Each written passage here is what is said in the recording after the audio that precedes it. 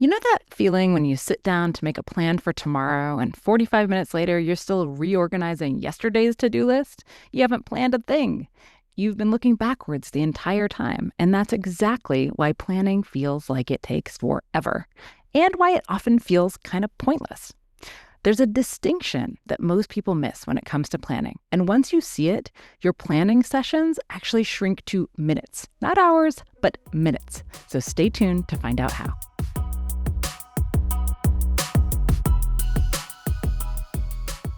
Welcome to the Do More, Stress Less podcast. I'm your host, Alexis Hasselberger, a time management and productivity coach. In every episode, I give you actionable, practical tips to help you learn to use your time in a way that feels good to you every day. No more hustling, scrambling, or struggling to keep your head above water. So let's dive in, and soon enough, you'll be doing more and stressing less.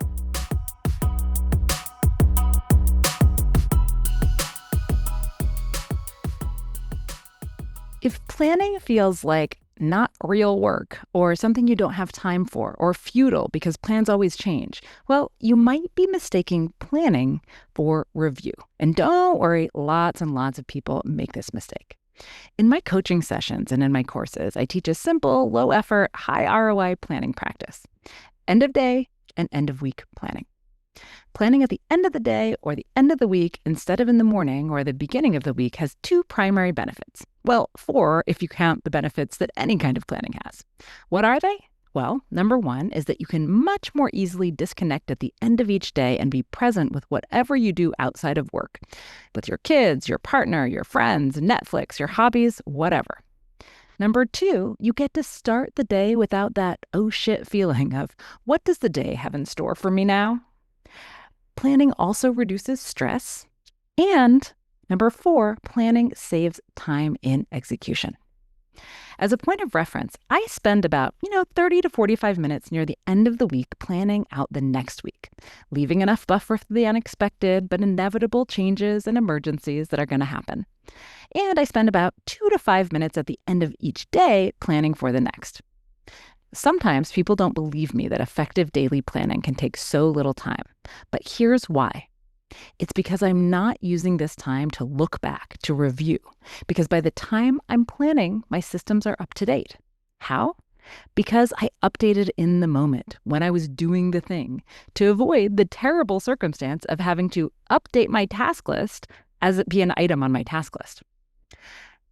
The plan is forward-looking.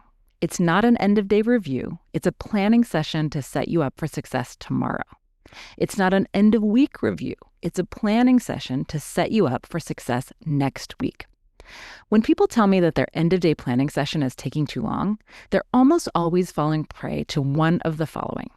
Either they're stuck in this review mindset, they're looking backwards, they're updating, etc., or because they're looking backwards, they're getting sidetracked by all of the things on their list that they didn't do yet but wanted to, and thus using the planning time to, quote, catch up. Now, it's hard to move forward when you're looking in the rearview mirror. And when you update in the moment, updating your tasks as you're doing them instead of doing it later, not only are you much more likely to do it, but you are setting yourself up for planning success, and therefore for tomorrow's success. Okay, before you go, one more thing.